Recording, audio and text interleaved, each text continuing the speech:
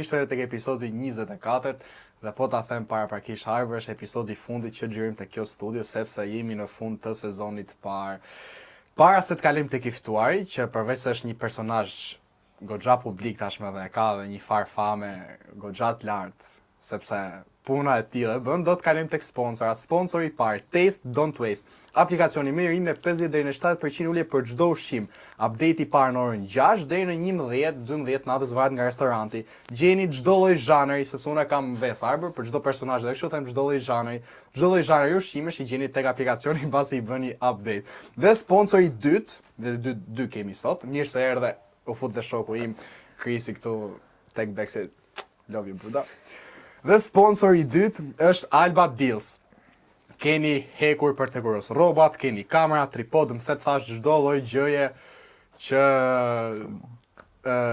ka lidhje me elektronikën. Ti des kena i mendim për këto? Po, këtë hekurin më duhet. Okej, hekurin e morëm një klient.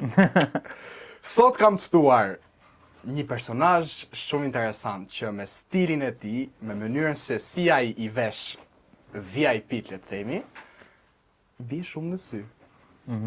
E gjetët. Për Desi Doçën po flas. Des unë falenderoj që Faleminderit Erest, edhe e vlerësoj shumë faktin që për të gjitha gjërave që ne kemi kalu bashkë, se për njerëzit që besoj, ata që na njohin e dinë që ne kemi raport shumë të mirë bashkë. E vlerësoj shumë faktin që më ke konsideruar për qenë pjesë e këtij rrugtimit të ri dhe shumë suksese dhe realisht kam besim që do bësh gjëra shumë të bukura për tek sa gjë të vogël që po bën momentalisht. Turit zotit Des, si u nis podcastin në mënyrë spektakël. Ti Kris, kemë përshëndetje vllai.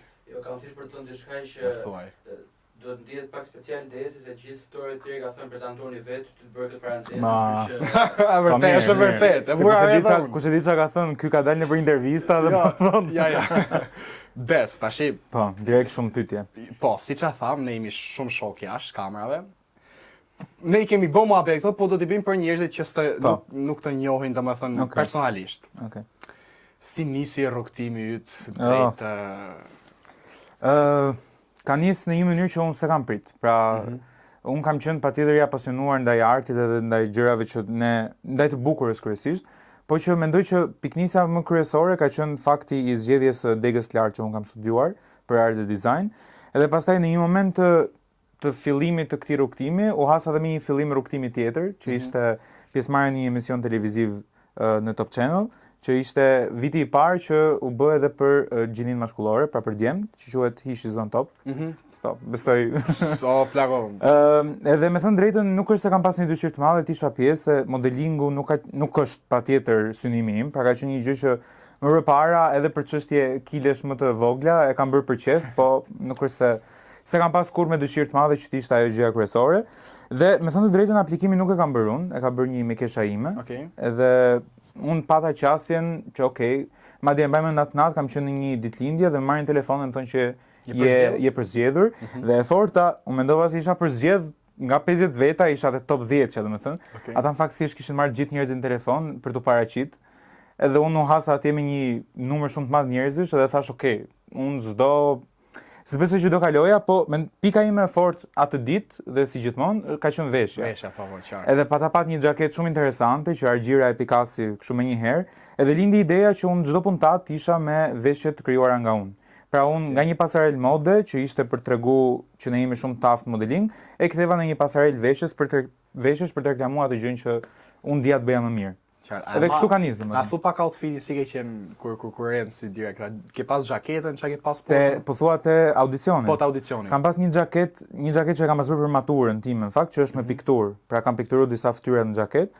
Edhe për mua ishte një gjë shumë basic. Pra kisha marrë një xhaketë te tregu, e kisha pikturuar edhe shkova në audicion. Thjesht shika, okay. Pra ishte një gjë që po, ajo se gjithë ishin shumë thjeshtë edhe unë isha çik më ekstra, than kush është ky djali, ç'a bën. Kuptoj. Plus kishin pa dhe pak profilin e Instagramit, se në audicion, kur bën aplikimin, ti shënon edhe, besoj i di këto audicionet, se funksionojnë. Qatë deset, do flasim. Po, edhe kështu. Okej, qartë. Shiko Des, po e themi dhe këtë për kamerat kështu, ti erdhe në këtë moment dhe theja ka problem se unë jam me të zeza, dhe Arbrit tha, që çdo gjë që ti vesh, je në mod. Po, unë... Bravo, do të thënë, çdo gjë që vesh je në mod, po sa ndikon kjo tek ti duke e ditë që Ne dy jetojmë në Laprak, jetojmë në një zonë të tjera. Besoj se është Lapraka respekt. Lapraka, po. Domethënë si ndihesh ti kur për rreth ka njerëz që thonë shife, po pse vishesh kështu? Domethënë ka se unë e shoh për ditë që ka paragjykime tek Shiko, të gënjej të them që se kam menduar asnjëherë këtë, jo po si po duken të tjerët, e kam menduar. S'mund të them që është një gjë që ka ikur krejtësisht, se mendoj që të gjithë ne sa do të përpiqemi të punojmë me veten, prapë se prapë e ke një lloj shqetësimi që çfarë do mendoj tjetri për një gjë që po bën.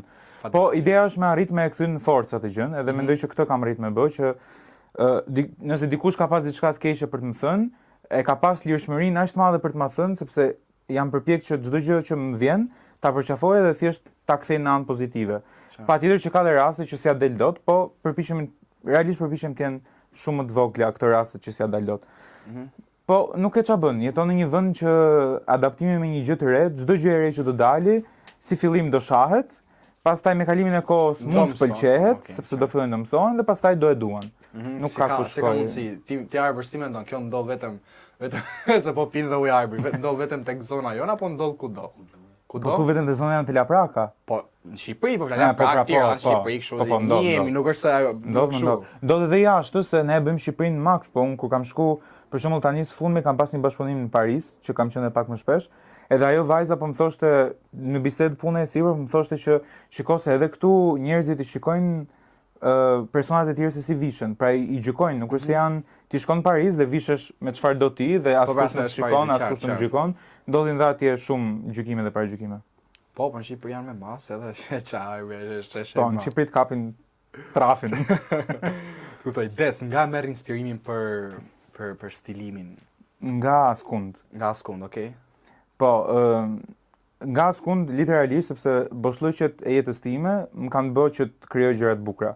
Pra, unë jam një person që punoj në presion, pra nëse mua më thua Des, kam një event në Korrik, unë veç do ta bëj javën e fundit, nuk do ta bëj asnjëherë që ti ta kesh gati që në qershor, po themi. Sepse jam mësuar që punoj në presion, ndoshta edhe nga televizioni, fakti që gjërat last minute janë gjithkohon, ti nuk ke sa mendon që mbarove diçka, del diçka tjetër. Edhe mendoj që të punuari nën presion dhe boshllëqet që secili nga ne kanë jetë, qoftë ato fazat që s'ndihesh shumë mirë, ato momentet që ke nevojë për dikë ta kesh afër vetes dhe nuk e ke. Mendoj që janë momente që njerëzit i inspirojnë edhe mund ta kthejnë një gjë pozitive këtë e kthen fortë, domethënë e kthen qartë. Des, çfarë pyetjesh kjo? Sa rëndësi ka emocioni? Ka rëndësi emocionit? Sa rëndësi ka emocioni tek një veshje? Emocioni në çfarë aspekti? Emocioni, pra emocioni në këtë rast emocioni jot, si ndihesh ti? Çfarë marrun? Po, domethënë ça ka ndodh një gjë në fakt. Faza para se unë ta zgjedh një veshje është fazë shumë e lezetshme se ti konsultohesh, merr ide, shikon çfarë personazhi ka menduar për veten e vet, ti pastaj përpiqesh ti vesh atë touchin tënd. Edhe është kjo gjëja që është shumë nice si proces. Pastaj procesi më kot për mua, pra që është kur njerëzit e tjerë kanë parë procesin. Pra, në momentin që veshja niset, krijohet, del, xhirohet, skena, klipi, whatever, dhe pastaj kur kjo gjëja del në televizor, del në publik, njerëzit e shohin, është faza që mua s'më tregon më fare. Okay. Sepse ajo veshje mua xha më ka lodhur, nuk është më një gjë e re për mua, dhe mbasi del, un kam këtë procesin që s'më pëlqen më ajo që kam bërë. Pra, thoja po sikur kisha bërë diçka tjetër, edhe emocionin më të madh e kam realisht gjatë procesit që krijohet gjithë luku, gjithë gjëja. Pastaj pjesa tjetër është thjesht punë mekanike që ndodh. Qartë. Des, a ke shumë konkurrencë sot në Shqipëri? Shiko, unë mendoj që në çdo fushë, qoftë në botën e të qenurit stilist apo qoftë në botën e qenurit gazetar, prezantues, politikan, çfarë do lloj gjëje, ka vend për të gjithë. Pra, nëse unë nuk do kisha pasur një vend se ku të shikoja se çfarë nuk duhet të bëja, nuk mendoj që do bëja një punë të mirë. Pra, unë përpiqem nga çdo stilist, qoftë shqiptar, qoftë i huaj, përpiqem të kem marrëdhënie shumë të mira. Pra, nuk kam asnjëherë këtë ndjenjën e konkurrencës negative.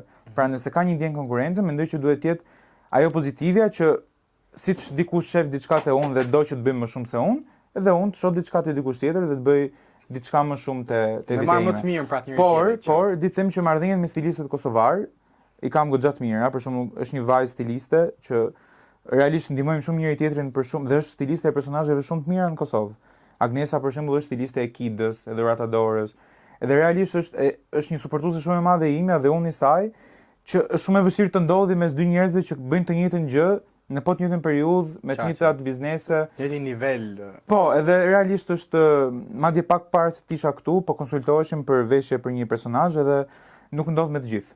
Nuk ndodh me të gjithë, por që prapë se prapë konkurenca në këtë rast është e shëndetshme. Të kuptoj. Zjarri çik po. Po sa dushë burg, se pas kam kaluar te këto pyetje të kështu domethënë. S'ka gjë. Sa për ta ditë ran kufjet e mia. O pasha. Des, nëse do të kishe në dorë të ndryshoje modën shqiptare, ç'a do ndryshoje dhe pse? Nuk do ndryshoja shumë gjëra, sepse mendoj që stili është diçka shumë personale. Pra, ti jep edhe vetë që kur më kërkove të të ndihmoja për styling për diçka, është pak e vështirë që ti të përshtatesh me atë gjën që unë vizualizova për ty, apo qoftë edhe unë të përshtatem me atë gjën që ty të rri më mirë. Qartë. Do hiqa shumë gjëra bazike, pra të tipit t-shirte me logot të mëdhaja të brendeve, se për shembull njerëzit kanë krijuar një përshtypje të keqe për Gucci, për Dolce Gabbanën, por realisht kjo gjëja, ato t-shirte që ne shohim te çunat mesatar shqiptar, nuk janë t-shirte që i prodhon vetë Gucci, pra të shikosh runaways që Gucci prodhon janë për të lënë qimet e kokës edhe për të thënë i dua këto veshje. Ndërkohë që ne shohim një realitet tjetër që fatkeqësisht shoqëria jone përqafon shumë mirë. Kështu që këtë gjën e brendeve fake do e kisha zhduk kështu sape mbyll syt, po pastaj janë ca gjëra të tjera të tipit to zinxhirat e trashën për qaf. E njëjta që tha Arben Gjeloshe, kishte problem këto zinxhirat. Po se di, është too much. Domethënë unë nëse do shikoja një njerëz të pasur, në sytë e mi e vizualizoj një njerëz të veshur super thjesht. Pra që ai ka vesh një t-shirt bardh dhe ti gjallë në botë nuk e kupton çfarë brendi ai ka veshur. Kjo është gjëja që të bën dukesh më shtrenjtë. Jo ajo gjëja me logo të mëdha që si mendon ti, a do ndikote kjo tek shqiptarët se ka filluar të ndikojë disi, ka ndryshuar pak. Po, po për shembull këto me logo që janë kështu për shembull Versace është ajo gjëja gjigante që unë kam, domethënë me pagu nuk e vesh, më mirë dal lakuriq me këtë leshin që kam një gjoks.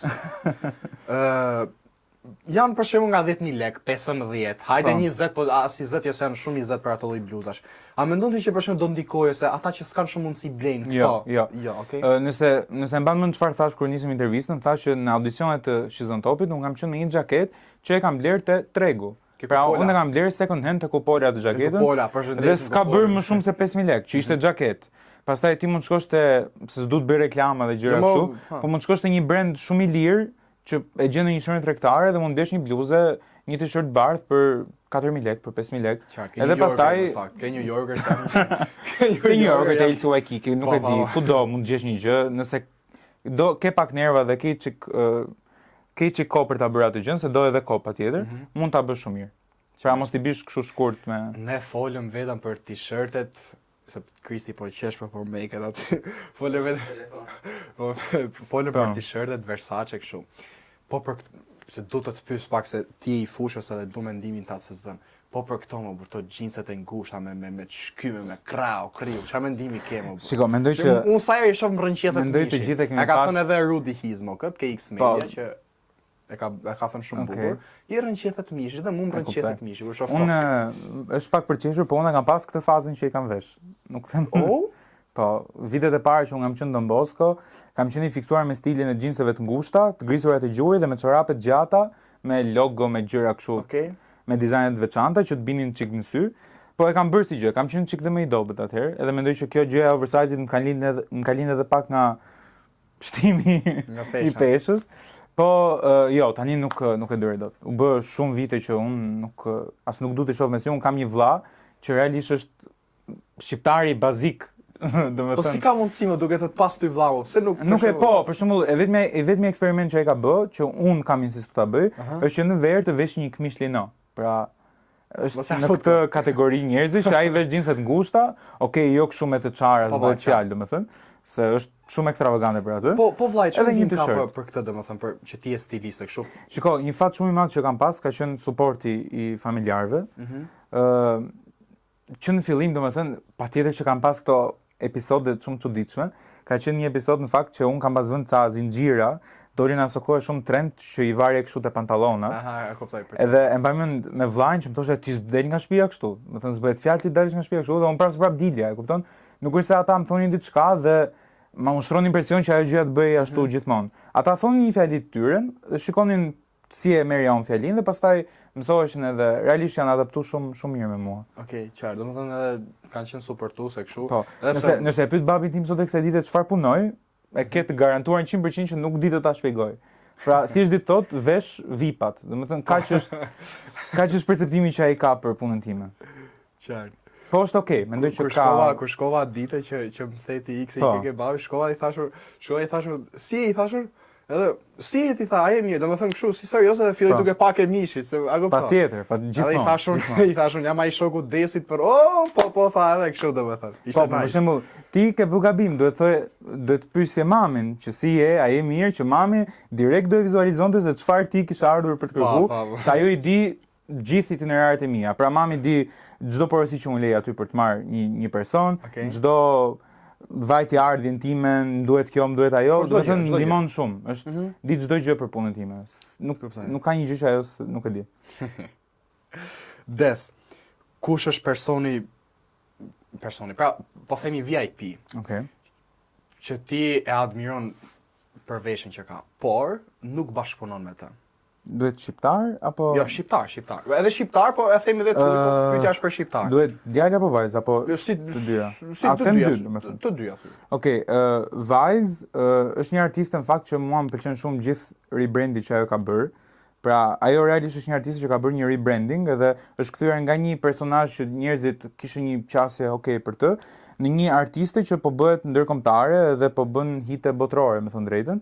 Tajna është kjo vajzë që unë do doja shumë të punoja. Tajna. Ka një stil shumë unik, mendoj që tani ka dalë realisht tek vetja e saj, nuk është më Tajna që këndonte kolumbianën dhe vishte gjëra Po qartë, e kam parasysh. Të zbulojë sa më shumë, po tani është shumë stylish, domethënë ka shku më shumë te kjo rryma tjetër që mua më pëlqen shumë. Kurse për djem, mendoj që ai që guxon më shumë është Ylli Limani. Përveç se është artisti im i preferuar shqiptar, mendoj që edhe stili i veshjes së tij, qoftë janë shumë faktorë që ndikojnë, menaxhmenti, stilistët që ti zgjedh, sepse për shembull menaxhmenti i Yllit, shumica e stilistëve që zgjedh për videoklipet e tij janë të huaj. Për shembull Ylli së fundmi me një stiliste gjermane. Pra, gjithkohës ai synon për trende pak më të mëdha se Shqipëria. Edhe prandaj e bën diferencën me kollaj. Po nga të hujt. Kena një për shembull. Momentalisht jam me një fiksim të ri prap. Okej. Se gjithmonë dalin trende të reja dhe ti domosdo disi do biesh për e atyre, po mendoj një djalë, meqense i thash shqiptarët, një djalë një vajzë, po i them dhe tuaj. Djalë që më pëlqen shumë si vishet është Bad Bunny. Okej. Edhe është fiks shembulli që ti mund të vishesh lirë dhe të dukesh mirë, sepse ka kënduar në Super Bowl dhe ishte veshur me Zara. Pra, si mundet që Zara të arrijë deri në atë pikë sa të krijojë një veshje për Bad Bunny në Super Bowl me një çmim aq lirë në funditës. Dhe vajzë Zara Larsson. Okej, Zara Larsson. Po, e ke gju? E ke pa? Po si jo, por Zara Larsson ka këtu ke europiani, mos gaboj. Nëse ka këtu ke europian, e ka. Po, okej, tani Zara Larsson është në periudhën si Tajna që ka bërë rebranding dhe ka kap një tip fushate shumë interesante që vishet vetëm me ngjyra. Edhe unë e kam postu këto kokë, që edhe mund ta kesh parë, më pëlqen shumë se si e ka kuptuar gjën e vet. Më pëlqen njerëzit që e kuptojnë se ku janë dhe e kanë gjetë veten e tyre më së miri. Des, cila është gjëja ose veshja më absurde që të kanë kërkuar? Që ti ke thonë po ja bëj, po s'bën sens, domethënë. Se kam nxjerr akoma, është në proces. Mos ja fut kot. Po, kam një klip që vjen shumë shpejt me Ronelën edhe është klipi që s'është fare stili im, po thjesht unë duhet i përshtatem shumë temës edhe ka këto këngët bombastike që vijnë tani në verë edhe nuk është stili im, ama duhet ta bëj, domethënë, se ashtu i përshtatet këngës. Po s'ka dalë akoma, del së shpejti. Po përveç kësaj Ronelës që s'pas ka dalë një para që për ta kanë kërkuar. Po ku një gjë të çuditshme që ke thonë, po ta bëj, po sikur s'mbë sens. Se di, ai di pse nuk di të them diçka, se zakonisht artistët që kanë ardhur te unë është feedbacku atyre, pra unë nuk e kam ditë sepse kanë zgjedhur mua, ka ardhur sepse unë kam një stil shumë minimalist. Pra, ti nëse vjen te unë nuk gjen vulgaritet, nuk gjen Po e gjeta. Ha. E gjeta. Veshja që i kam bërë Encës te klipi original, që është veshja. Encës, okay. Se e din, po nuk ta përshkruaj dot për momentin. Okay. Është nga përpara është një kostum me xhaketë dhe fund. Kërkoj duket Krisi direkt, kërkoj pa Krisi. Nga përpara është xhaketë dhe fund, po kur kthehet Enca mbrapa, shikon që fundi zhduket. Jo, është Okej, e mora. është i çarë te pjesa e te via mediane. Të pasmeve. Okej. Pa e ka qenë një veshje për shembull që s'është fare stilim, po unë e kam bërë se. Okej, për do përshtat. Doja vetë të komentohesh ai çik në atë periudhë. Thash hera e parë bashkëpunimi me Encën, pse jo të mbahet mend, të mbahet mend diçka nga kjo gjëja. Qoftë mirë, qoftë keq, isha realisht në atë fazën që thjesht doja të merrja vëmendjen që në mendjen time doja në atë moment. Des, a ke hasur ose a ke parë që të kanë kopjuar stilin?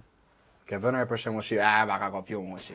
Jo kopjuar stilin, po manin për të marrë bizneset që unë punoj. Pra, unë në Tiranë kam pas fatin që edhe para se të isha stylist, kam pas një rreth shumë të zgjeruar shoqërie dhe shumicat e këtyre personave që kanë qenë në pjesë e këtij rrethi tim shoqëror, pastaj janë bërë njerëz shumë suksesshëm në jetë dhe kanë hapur dyqane me brende shumë mëdha botërore që i kanë sjellë të parët në Shqipëri. Dhe këto kontaktet mua më kanë dhënë luksin për të bashkëpunuar me ta për personazhe shumë të mirë në treg. Dhe prej tyre kam marrë vesh shumë histori të tipit që shkonin stylist dhe thonin që ju punoni me Desin, pse s'punoni dhe me mua, pse jo, është artist shumë i mirë. Pra këtë maninë e kam parë për të shkuar dhe për të orientuar drejt bizneseve që unë kam pasur. Po unë mendoj që është okay dhe s'ka asnjë problem. Thash, unë kam një stil shumë minimalist dhe realisht një gjë që unë do e zgjidhja për një X personazh, nuk mendoj që dikush tjetër do ja pikaste syri për t'ja. Jo se unë bëj një çudi, thjesht ai stil unë jam i orientuar. Pra nuk shkoj dot te një gjë too much, thjesht për të rënë në sy, siç kam bërë në këtë rastin, domethënë, që përmenda pak më herët. Jam pak më i përmbledhur në, ndoshta edhe prej ekranit, që s'më lejon shumë eksperimente. Des. Sa fiton një stylist në Shqipëri? Nëse na thu do të na gjë. Po unë nuk flas kurrë për këtë. Unë një herë thash një gjë në një intervistë dhe u bë pastaj. Po mirë, mos ta thuaj çmimi, po a fiton aq sa duhet? Po, patjetër. Patjetër, okay. Po, fitoj se unë bë shumë vite që jam i pavarur nga familja ime. Pra, çdo shpenzimi im mbulohet nga vetë unë, se unë pastaj kam ca qefe që janë çik, për shembull mua më shkrepet për blej një palë këpucë që janë një shifër e caktuar, edhe unë do i blej ato këpucë. Domethënë e di që do ndoshta pjesën tjetër të muajit do thuaj, edhe do përpiqem shumë që të fitoj prap para, po mendoj që është mirë kjo gjë që jam i pavarur nga shtëpia, se realisht më ndihmon ndonjëherë edhe të kursej pak, saç ndoshta edhe të shpenzoj ndonjëherë. Po është një punë që sjell fitime. Kam dëgjuar që thon VIP-at nuk paguajnë, po unë realisht sot tek kësaj dite përveç periudhës fillimit që unë kam nis karrierën, s'kam bërë asnjë punë pa lek. Pra, qoftë një shifër e vogël, qoftë një shifër e madhe, çdo herë unë jam paguar. Pra të paktën asnjëherë nuk kam dalë në minus, që të them nga ky personazhi unë humba, nuk kam fituar asnjë gjë. Okej, qartë. Se patjetër është çik marketingun në mes që kuptoj. Dhe si duket një ditë normale e jotja, na përshkruaj pak itinerari. Është një ditë shumë do të them ditën sot për shembull. Ta them sot. Okej. Jam çun jazz. Kam bërë vrap, se kam nis një rutinë që dobësohem, po, kam një pistë të shtëpia dhe bëra çik vrap. Pastaj mbarova vrapin, hëngra mëngjesin, fjeta prap gjumë, se më flije gjumë. Pastaj kisha një takim pune. Në fuj që hëngra shëndetshëm. Po, hëngra shëndetshëm. Son kështu kam palesë, bëj vrap dhe haj Nutella me luk pastaj. Jo, hëngra shëndetshëm se thash kam nis këtë regjimin o burrë dhe duhet ta mbaj çik. Pastaj kisha një takim pune, që duhet ta bëja me patjetër se pra, shumicën e ditës time e zën takimet. Pra, qoftë për fitting, qoftë për me marr, pra, se takime pune nuk bëj biznes të madh, pra nuk kam një kompani ndërtimi dhe thjesht ulem me personazhin, takoj me diku, qoftë te studioja ime se kam marrë një ambient tani së fundmi, qoftë te studio apo qoftë në një vend që jo, se kam la Prag. Kërkova në la Prag, po se gjeta. Jo, e bëj share me një shokun tim që ka një brand veshësh edhe un kam një space timin aty që bëj këto takimet. Që po thoja, po bëra këtë takimin e punës, shkova në Top Channel, kisha një personazh sot për të veshur, mbarova punën atje, pastaj shkova kisha prap një takim tjetër pune që ta thash pak më herët me Ronelën për këto idetë që do bëni me gjitha me radhë, se ka shumë klipe tani që Nuk e di si do ja dal, po di si do bëjmë diçka. Do Dhe pastaj erdha këtu. Domethënë dita më ikën shumë shpejt, nuk e kuptoj. Si po mbasi ti ke nga këtu kam prap një gjë për të bërë edhe përpiqem ta zej shumë shumë e çfarë që sa mbyll diçka deli gjë tjetër. Po, por edhe e kam ditë çik këtë vetë që përpiqem, mendoj që është dhe pak sindrom smundje nga Don Bosco kjo që ti gjithmonë do të bësh një gjë se s'rri do ta bërë asgjë. Edhe atë kohën bosh që ke, do ta mbushësh me diçka se duket se po tikën dita kot apo qartë.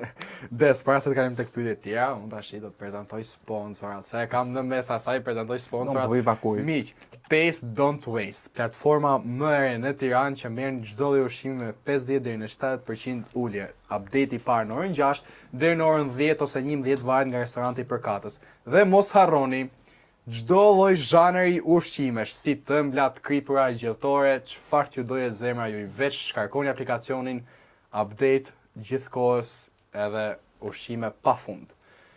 Pastaj ke Alba Deals. Ndesi tha do ta marr hekur, morëm një klient, të zoti. Keni pastaj çdo lloj gjëje, domethënë keni kamera, keni tripod. Për shembull në ato netet e ftohta Krist, se po të shoh kështu, në ato netet e ftohta të dimrit. Ti do të dalësh jashtë për të parë macën që të han ushqimet. Nuk mos dilo vlla, ve kamerën aty dhe e shef nga thiri nga dera aty. Këto ishin dy sponsora dhe do të kalojmë tek pyetjet sepse kemi pak pyetje interesante tash apo jo Arber. Ti Arbi ka thënë po për çdo gjë. Arbi si ka, domethënë pas ke kështu fjalë djathtë. Që nga episodi i parë, Arbi, çfarë do lloj gjë që ta pyesim? Por që nga episodi i parë, për çdo gjë që ta pyesim po thotë, është nuk një herë sot. Po mirë, se të paktën e ke dikë që thot po gjithmonë. Është mirë. Shumë e bukur. Des, tashi e kalem ke rubrikë. Ama se pas ke bëu sa pyetje o burrë. Kam bëu fare, unë tash. Është çik kështu kjo pyetja. Tashi na folëm shumë për dëshirat e vipave, për dashuritë e vipave. Po kush është dashuria e Desit? Domethënë, jo, nuk po flas për rrobat. Po flas për diçka tjetër. Domethënë nuk flas për stilin këtu, nuk.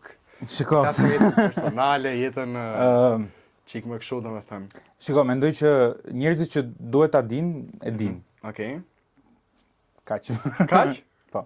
Se na thosh asnjë gjë, Jo. Nuk kam një gjë për të treguar. Do të thënë, është kaq fjalia. Njerëzit që duhet ta dinë, e dinë. E qartë. Pastaj.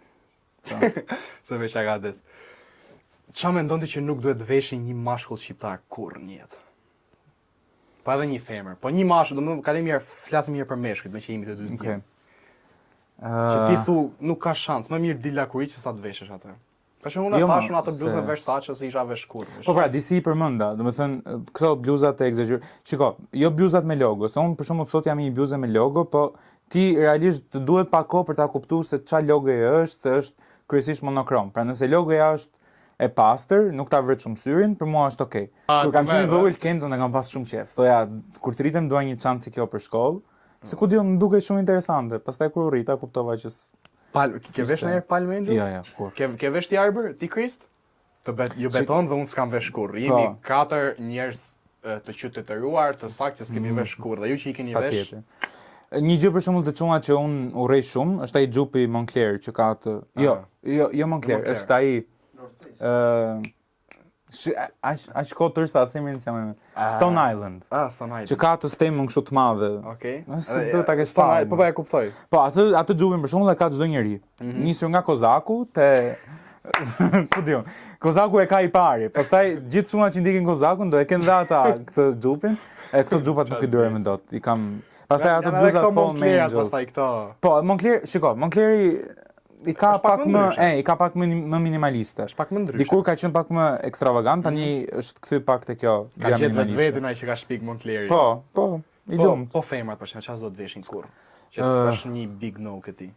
Shiko, femrat kanë luksin për të eksperimentuar pak më shumë. Edhe mendoj që e vetmja gjë që e tregon një veshje mirë apo keq është mënyra vulgare e trupit, e egzagerimeve që bëjnë në fytyrë.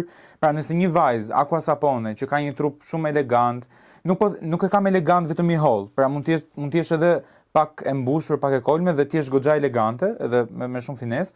Mënyra se si ti e tregon veshjen që ti ke veshur. Pra nëse ke një veshje me këmbën jashtë, mënyra se si sjellja, gjithë qëndrimi, ajo e bën një gjë a big no për mua të një gocë. Jo vetëm stili i veshjes, po për shembull, meqense jemi te veshja, këtë verë është quajtur si vera e Pucci Summer është një brand i huaj që ka shumë ujëra në veshjet që bën. Për mua për shembull Pucci është një brand që nuk është fare në preferencat e mia, po gocat lejnë kokën se kushton shumë edhe përpiqen të jenë pak më in. Po, Hermesi për shembull ka një strategji marketingu shumë të mirë që gjitha brandet tani po fillojnë ta kopjojnë pak nga pak edhe strategjinë e Hermesit? Po, e din strategjinë e Hermesit? Hermesit? Jo, se di, pra nuk Atëherë, për të bërë një çantë Hermes, ti nuk mund të blesh çfarë do lloj gjëje që ti do. E para njëherë ti nuk mund të blesh fare, pra nëse je klient që s'ke shkelur kurrë në Hermes dhe nuk ke një backstory shumë të zhvilluar si buyer, nuk blen dot, por edhe nëse e ke, ti hyn aty, bën takimin, bën appointment dhe ti ke shku për shembull për një Birkin roz, për të blerë një çantë roz shumë bukur, ata nuk do ta nxjerrin kurrë atë çantën roz. Ata do të nxjerrin një çantë tjetër. Ata mund nxjerrin një çantë blu. Dhe nëse ti nuk e blen çantën blu, atëherë merr një kryq shumë të madh dhe ti nuk lejohet që të blesh asgjë. Dhe prandaj shumica e buyersave që janë tek Hermes blen dhe gjëra që nuk i duan dhe pastaj i shesin nëpër personal shopper edhe gjëra tjera. Po Hermes e ka këtë gjën që nëse ti nuk je akoma i besuar aty, ti nuk blen dot çfarë do vet, por çfarë duan ata të t'japin ty. O, jam habite. Këtë se diam për zotin. Edhe këtë gjë kanë filluar ta përdorin shumë brende, që ti nuk blen dot më gjën që ti do. Po flas për gjëra që jo, në Shqipëri çfarë bëjnë që të kenë klient, jo që ti largojnë klientët. Po që kjo është pak a shumë strategjia, funksionon patjetër se Hermes është brand shumë i madh, po funksionon vetëm për gjërat shumë luxury dhe shumë të shtrenjta. Pra një rip mund ta blesh, një palë shapka dhe mund t'i blesh, po dhe këtu kanë nisur që të jenë pak më selektiv. Qartë. Des, a ka artistë që paguajnë shumë për dukje, po s'ja kanë kokrën ides për stil. Nuk s'din më vesh, paguajnë shumë, japin lekë. Tani, pyetja ime është, do më bësh të përmend emra apo thjesht do të dish përgjigjen? Po tani ti e di si jam unë burr. Okej, nëse është për emra, jo, nuk ka. Nuk ka. Jo, nuk ka. Po mirë, ai përgjigjen pra. Po, ka patjetër. Okay. Ka patjetër edhe ka shumë. Mua për momentin, si çdo njeri që patjetër kur është leku në mes fillon edhe joshet, se për këtë po punojmë funditët, për me pas ata ardhurat mira për gjithmonë për të investuar diku edhe më mirë, jo për me thjesht për të qenë i pasur, se s'është fare synim i imi. Ka edhe ka shumë, po mendoj që shqyr që janë. Se që të shohim dhe mos Jo, shqyr që janë sepse realisht vinë në një pikë edhe ka pas raste që kanë ardhur, më kanë ofruar shumë ndaja parash, domethënë unë se kam konceptuar dot që nga një styling që mund të bëja në një projekt, mund të merrja aq shumë para. Dhe në fund ditës unë kam bërë punën më minimale timen, sepse e dija që në fund ditës ajo puna do ishte njësoj për ata, pra nuk do e kuptonin dot, edhe nëse unë do rria 10 orë për të gjetë outfite dhe nëse do rria 1 orë apo 1 orë e gjys. Ose 10 minuta. Po, jo 10 minuta. E 10 minuta. Des, unë tash kam health story, edhe e besoj, po e diskutoja, ama sa më kanë sharë. Shikoj, nuk kanë të filloj të listoj pyetjet. Jo, nuk kanë sharë, po e diskutoja me Krisin çfarë je i ftumi që ke marr të betohem, ke marr më shumë pyetje. Vërtet? Për zotin, unë prisja për zotin, maksimumi 3-4 pyetje, po kanë ardhur lum pyetjesh, për zotin. Edhe, domethënë ja ke kalu lart Vasilit, Gjibanit, për zotin. Po diskutosha me Krisin çfarë. Po nëse janë dhe këto pyetjet pastaj. Jo, të shkojmë ke pyetjet. Realisht janë, nuk e di domethënë. Domethënë ti ke zgjedh, nuk do jenë gjitha. Me të thënë drejt i kanë pat gjitha, po tregoj me sinqert do t'i përzgjedh tani. Nëse do t'jemi sinqert, kanë ardhur shumë, për zotin kanë ardhur shumë, të betohem. Des, kush është njeriu që t'i acaron më shumë nervat në jetën e përditshme, por nuk e çaj bën? Tregoj.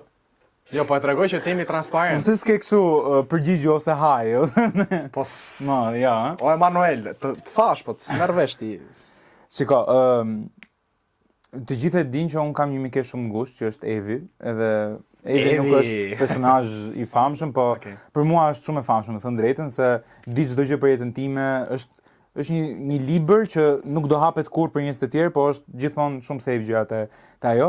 Zihemi për ditë, më vëlla, nuk është e pamundur që Evi macaron, po aq sa macaron aq shumë edhe dua. Do thënë është motra ime, nuk s'di çfarë do të them tjetër.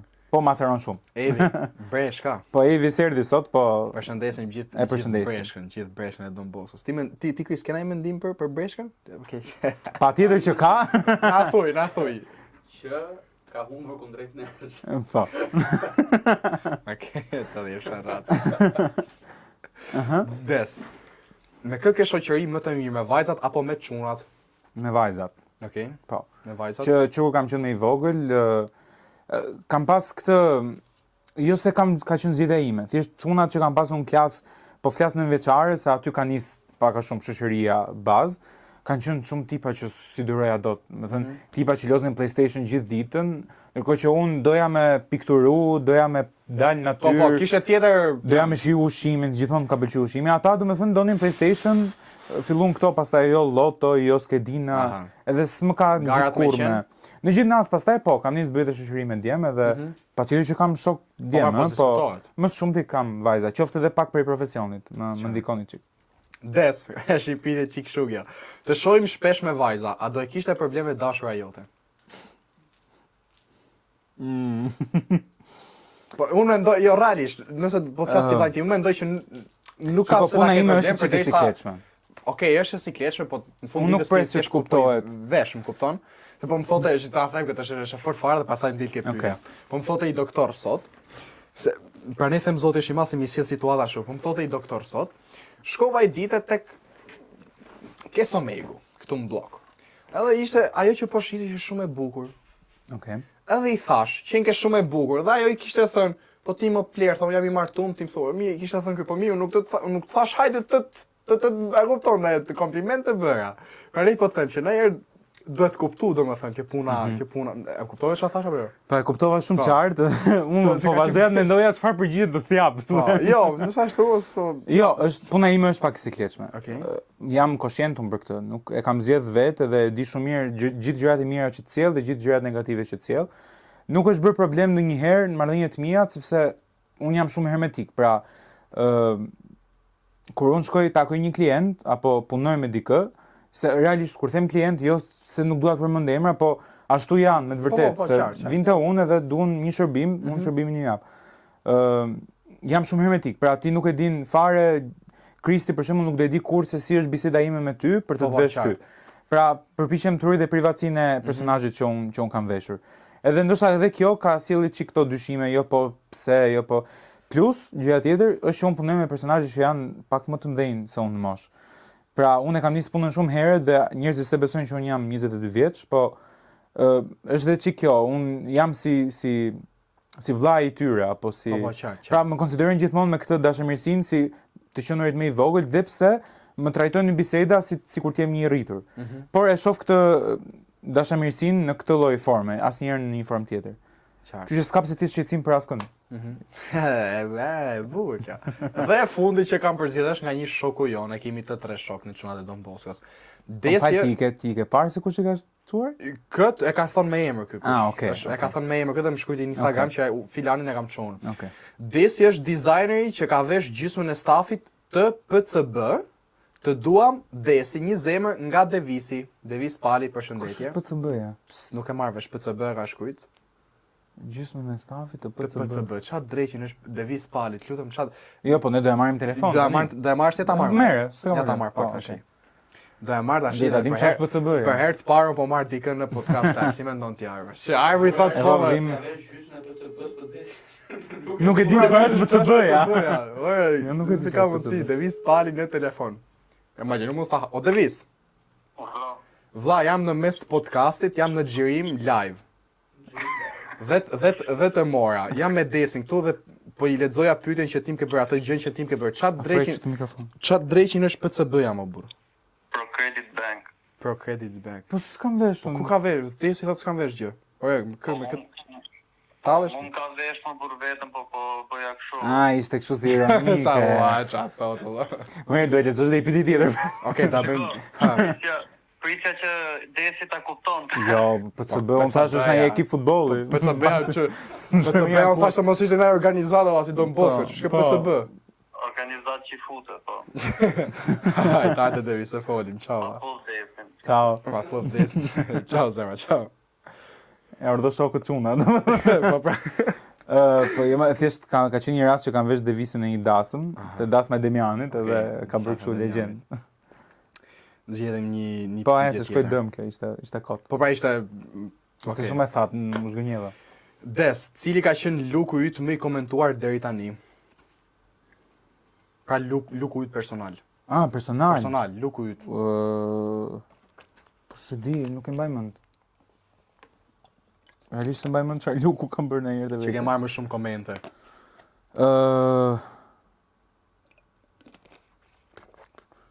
Po ndoshta këto tani që kam qenë në Paris për Fashion Week atje, që pata çik nuk ishin ekstravagante, po ishin çik ndryshe dhe vuare që njerëzit pëlqyen, po kështu negative nuk kam marrë ndonjëherë. Pra, asnjëherë komente negative për veshjet s'm ka ndodhur që të marr. Dhe jam dhe çik i kujdesshëm, nuk jam too much, do të thënë, nëse kam një gjë too much, gjithmonë ka një gjë që e mbyt që është shumë okay, edhe bien sy vetëm ajo gjë dhe nuk ngarkohet shumë. Pra nuk e egzagjeroj ndonjëherë shumë me stilin. Po jo, s'kam ndonjë kështu koment. Des, tani siç e di un kam me çdo personazh bëj një lojë. Okej. Po para se të kalojmë tek lojë, do prezantoj sponsorat për herë të fundit të kësaj video, hera e tretë. Taste Don't Waste, platforma më e re në Tiranë me 50 deri në 70% ulje të çdo lloj ushqimi, çdo lloj zhanri, update i parë në orën 6. Por më rastisni një ditë që të bëhet update i parë në orën 4, një çudi. Okej. Në orën 6 deri në orën 10, 11 varet nga restoranti, çdo lloj zhanri të ushqimeve, të ëmbla, të kripura, gjelltore, më the thash, Arbër do t'i provojmë një herë, ne të dy do t'i provojmë sepse she po thot Arbër, është i madh, do ta provojmë. Taste Don't Waste, bëuni gati sepse unë dhe Arbëri, kameramani më i mirë në botë, do vim t'ju provojmë. T'ju testojmë.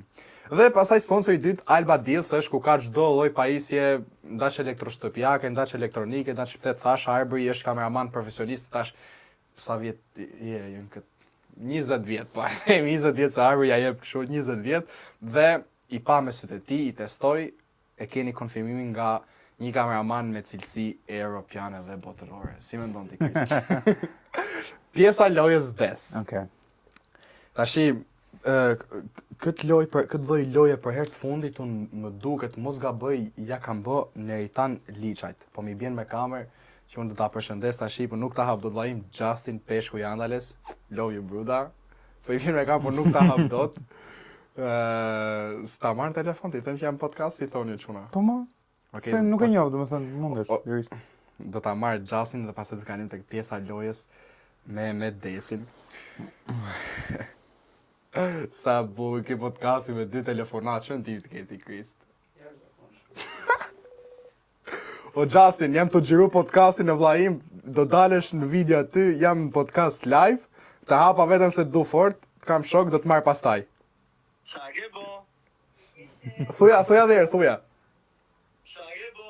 I gjese? Ciao, bruda. Kjo ka qenë unë Qa? shpreh nuk e ke idenë sa e kam pas përdorë. Bo be? Po. Kjo ka Filloja fantastik. hidhja story çka ke bë, ishte Des, pjesa e lojës. Tashi këtë lojë për herë të fundit më duket ja kanë bërë Xhibanit, ose Laert, nuk e di njërit nga këta dy ja kanë bërë. apo Neritanit. Jo Neritan, nuk e besoj ke Neritani. Po dhe Neritani mo. Jo Laerti dhe Xhibanit apo Neritani. Neritan the. Pas ka gjë, s'prish punë. Ore, çan këto qime valla. A do të Loja është, unë do të them personalisht do zgjedhësh tjetrin mbi tjetrin. Pra nëse unë Okej. them Messi apo Ronaldo, Ronaldo apo Neymar, kuptova. Ronaldo, okay. Po. Po kjo është shumë i keq, Ha. se ky është shumë legend. Ta ka bërë ty këtë lojë, Jo, nuk ky e. thot tani do personazhi i fundit që ka, ky është as pak e rëndësishëm, do të personazhi i parë që ja kanë bë, që ka më shumë rëndësi. Po, Jo, ka jo, qenë Kristi. Është ça legendë. Po. Ja po duhet më dhënë kreditë që meritojnë. këtë lojën. Po di se mbaj mend u bër virale me Grida Dumën. Grida e mbaj Duma mend dhe kështu Alva se- Alishani. Shumë virale. Po. Dhe gjithashtu përshëndes akoma Alva Alishanin. Unë përshëndes Gridën. Alva Alishani dhe Grida Duma Jo, ma jemi. kish konflikt interes në dy ra. Jo, s'ka dy, jo thjesht. Pjesa e lojës des. Unë do të përmend personazhin dhe pastaj do t'i gjykosh në stil të veshjes. Pra ti ke vesh gati Ah, gjithë okay, me ideja. domethënë si nga ana e veshjes. Qefi që kanë ata. Okej. Jul Deda apo Jürgen Çela? Jul Deda. Jul Deda apo Davis Muslymi? Davis Muslimi. Davis Muslymi apo Gimbo? Po Gimbo patjetër. Gimbo apo Miri West Side Family? Gimbo. Haha, Gimbo direkt e i mal desi. Gimbo apo Alketa Visiu? Oh, s'kan lidhje fare. Mund ta bëj kështu për shembull Gimbo Vesiu? Ja, Gimbo. Gimbo apo Arbana Osmani? Prapë është shumë e vështirë t'i krahasosh, po shkoj me Arbanën. Okej. Arbana Osmani apo Gjesti? Gjesti. Gjesti. Gjesti apo Kristi Lamaj? Shiko, Kristi ka një stil shumë minimalist, pra është gjithmonë shumë safe. Unë jam përpjek disa herë që të bisedoj me të për të pas ca ndryshime, po që atë figurë do të ketë kështu që vetëm për çështje stili dhe eksperimentit do zgjedh Gjestin. Okej. Gjesti apo Selin? Se thash do të tashtoj çik. Tani, jo, me Gjestin kam punu shumë pak, domethënë unë Gjestin e kam vesh gjithsej në gjithë Big Brotherin 4 puntata, 3 puntata të thjeshta dhe puntatën e finales, kurse Selin ka qenë since day one, pra që ditën e parë deri ditën e finales ka qenë touch by day si gjithmonë, kështu që patjetër që do shkoj me Selin. Okej, Selin. Selin apo Ledion Liço? Nëse ka një djalë që vishet bukur në Shqipëri, e them me plot gojën që është vetëm Ledioni. Okej. E njeh veten shumë mirë, di gjithmonë ngjyrat dhe paletën që ai duhet zgjedhë, di edhe të guxojë, di edhe të komentojë, di edhe të jetë safe, di edhe të jetë pastër, bukur, qartë. Shumë gjëra di t'i bëj vetëm dikush që për mendimin tim është vetëm Ledioni. Kurse Selin e kam mikesh shumë të vjetër, domethënë është e kot që unë pra përpiqem të jem shumë objektiv te kjo gjëja, mos ta fus fare pjesën e ndjenjave në mes, se patjetër që do zgjidhja Selinin mbi të gjithë personazhet që ke përmendur, po du ta mbyll realisht me Ledionin se janë edhe dy personazhe. Janë edhe dy personazhe. Janë edhe dy. Okej. Jo, po shkoj me Ledionin pra. Okej. Para amiku kot gjithaj felim. Okej, Ledion Liço apo Arber Hajdari? Ledioni. Edhe i fundit, dysha fundit, Ledion Liço apo Luiz Eli?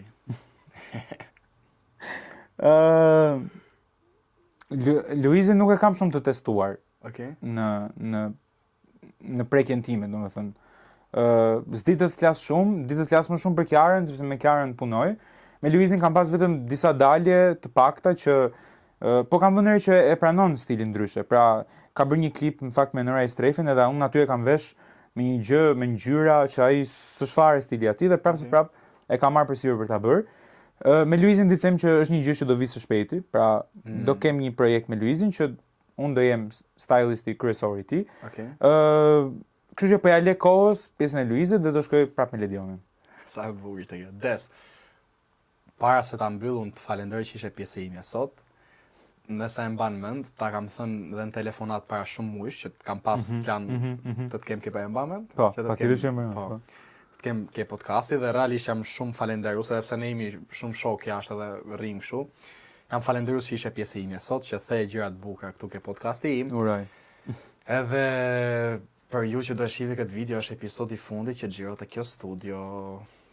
Po, uroj të jem kështu një ti je këmbë mbar për Po këmbë mbar për atë gjën tjetër se patjetër që det një gjë më e madhe dhe më e bukur. Apo çohet Arbi dhe t'japi. Jo, faleminderit ty edhe të uroj realisht shumë suksese, qoftë në këtë projekt që ke nis, po edhe te projektet e tjera që ti ke në mendje. Ta di që më ke gjithmonë aty për të suportuar edhe për çdo gjë që ke nevojë, dije se jam thjesht një telefon larg edhe më ke aty. Faleminderit. Desin e kam mikun tim prej vitesh, siç kam edhe Kristin, por me që jemi të tre katolik, do ta mbyllim me kryqin, se edhe Desi është katolik, edhe Zoti na rujt, Arber. Po. Tani ti gëzuar Bajramin. Zoti na rujt, peace out. Je vlla jon. Deri tek episodi tjetër, ta themi Krist apo mos ta themi, apo t'ja lëm surprizë. Si më thuj ti të lutem, mos ta mbyll. Më thuj. Kushok tu. Fali, do jeni në bashkëprezantim? Jo. Do jetë diçka e tillë, po episodi 25. Okej. E gjeta diçka, okej. Do ta themi, po ta mbyllim kështu edhe sepse do ta lëm surprizë.